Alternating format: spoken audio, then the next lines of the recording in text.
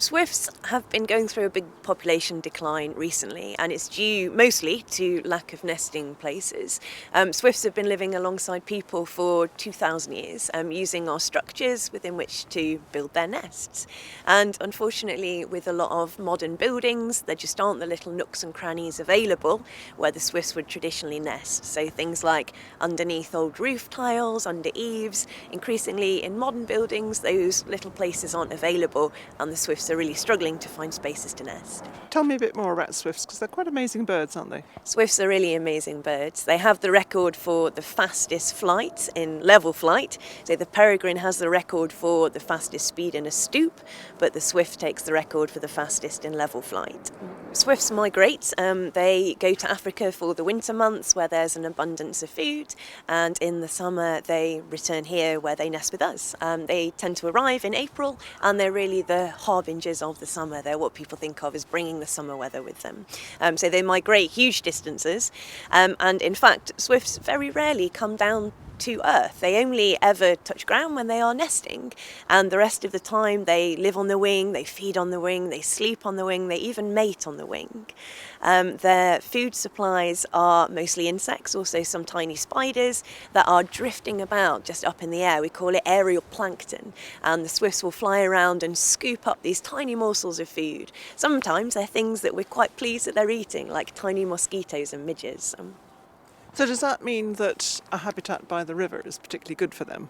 It does indeed, yeah. So the Thames supports lots of insects. Many of those are tiny aquatic nymphs when they're young, and when they are adults they emerge out the water and take to the skies.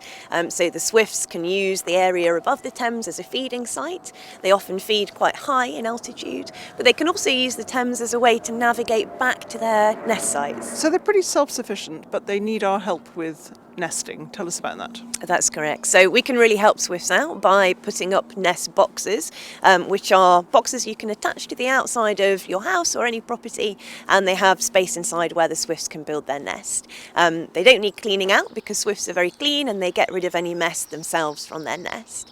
You can also build in swift bricks to new properties, which you can't see. They've just got a little gap in the front for the swifts to enter into the brick.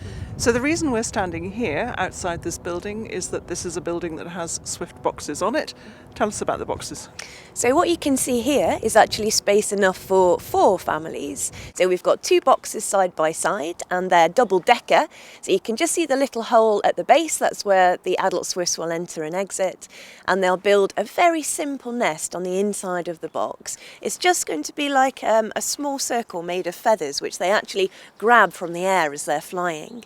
And within that, they will lay their eggs. The material that these boxes are made out of is called woodcrete, and it is a mixture of concrete and plant material, and it's very strong and very robust. So how much are these boxes, and where would you get one?